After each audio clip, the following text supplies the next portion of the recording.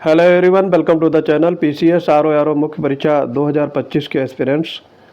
आज निबंध श्रृंखला में देखेंगे निबंध नंबर 48।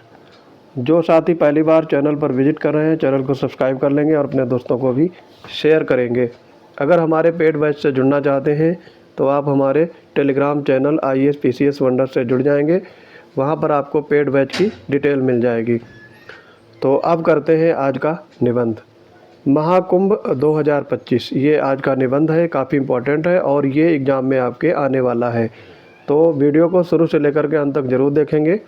सबसे पहले इसमें देखेंगे कविता, क्योंकि किसी भी निबंध को लिखने में अगर आप 4 लाइनों की कविताएं लिख देते हैं शुरू में या अंत में, तो आपके इसे में 4 चांद लगेंगे।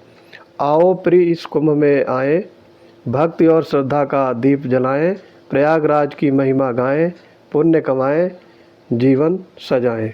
ये आपका हो गया राइम, यानी कविता हो गई, शॉर्ट पोएम है 4 लाइन की। इसके बाद में अब स्टार्ट होगा आपका ऐसे। तो सबसे पहले आपको पता होगा प्रस्तावना होता है, इंट्रोडक्टरी पार्ट लिखेंगे 100 से 150 शब्दों के बीच में। तो 1 से 1.5 इंच का यहाँ पे गैप छोड़ा जाएगा। उसके बाद पैराग्राफ स्टार्ट होगा।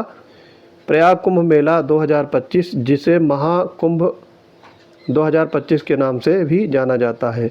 महाकुंभ मेले का चल रहा संस्करण जो 13 जनवरी से लेकर के और 26 फरवरी 2025 तक प्रयागराज त्रिवेणी संगम पर चल रहा है। ठीक है, तो ये आपको टाइमलाइन याद रखनी है। 13 जनवरी से 26 फरवरी 2025 तक ये प्रयागराज मेला चलेगा।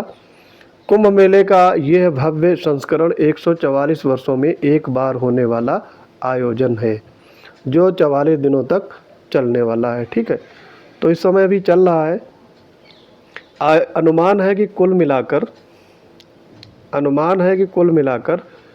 लगभग 400 मिलियन आगंतुक इसमें भाग लेंगे। कुंभ मेला लगभग हर साल 12 वर्ष में 4 स्थानों पे प्रयागराज, हरिद्वार, उज्जैन और नासिक पर आयोजित होने वाला एक आयोजन है। ठीक है, तो देखो ये जो 4 स्थान दिए गए हैं, इसमें जो 12 वर्ष में कुंभ का जो महाकुंभ होता है वो सिर्फ प्रयागराज में लगता है। तो ये चीज़ आप मेंशन कर सकते हो। तो ये आपका हो गया प्रस्तावना। अब इसमें मुख्य पार्ट में देखेंगे, महाकुंभ मेला देवताओं की राक्षसों पर जीत का प्रतीक है। यह मेला दुनिया का सबसे बड़ा शांतिपूर्ण लोगों का समागम है। इस समागम में लाखों भक्त गंगा, यमुना और रहस्यमयी सरस्वती में डुबकी लगाते हैं, जिनके जल को हिंदुओं द्वारा पवित्र माना जाता है, जो आत्मा की शुद्धि और मोक्ष या मुक्ति प्राप्त करने का मार्ग है। तो ये आपका मुख्य पार्ट का पहला पैराग्राफ हो गया। दूसरे पैराग्राफ में बात करते हैं तैयारियां क्या क्या की हैं यूपी गवर्नमेंट ने, उसके बारे में चर्चा होगी इसमें। उत्तर प्रदेश सरकार ने महाकुंभ मेले के लिए बुनियादी ढांचे और स्वच्छता परियोजनाओं पर 70 अरब रुपए से अधिक खर्च किए हैं। महाकुंभ मेले में आग से संबंधित किसी भी घटना के बचाव के लिए उन्नत अग्निशमन वाहन होंगे। उत्तर प्रदेश सरकार महाकुंभ के दौरान नदी की सफाई सुनिश्चित करने के लिए 500 समर्पित गंगा प्रहरियों की प्रतिनियुक्त की है। कुंभ मेला जो होता है कि क्षेत्र के आसपास 83 परियोजनाओं की कुल लागत 1428.68 करोड़ होने का अनुमान है। पर्यटकों और तीर्थयात्रियों की सहायता के लिए आर्टिफिशियल इंटेलिजेंस टूल और चैटबॉट का उपयोग किया जा रहा है। नेक्स्ट पैराग्राफ में आगे इसमें देखेंगे क्या क्या इसकी प्रबंधन या इसका मैनेजमेंट किया गया है।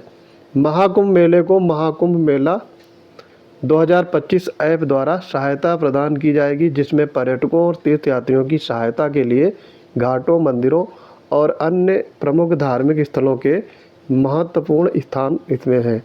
भारतीय रेलवे ने महाकुंभ के दौरान तीर्थयात्रियों की अपेक्षित आमद को समायोजित करने के लिए प्रयागराज एक्सप्रेस और लखनऊ मेल जैसी प्रमुख ट्रेनों में कोचों की संख्या में वृद्धि की घोषणा की है।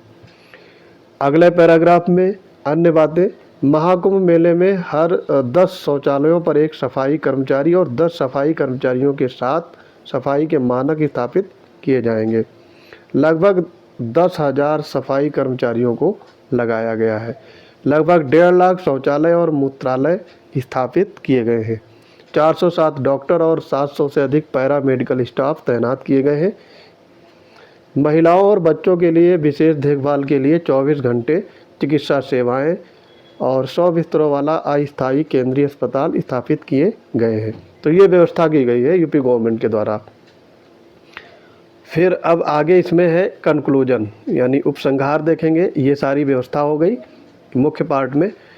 उपसंहार में है कुंभ मेला सिर्फ एक त्यौहार नहीं है बल्कि यह आस्था यहाँ पे वह लिखा है, यहाँ पे यह होना चाहिए।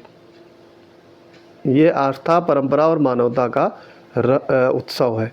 ये भारत के आध्यात्मिक सार और सांस्कृतिक समृद्धि को दर्शाता है।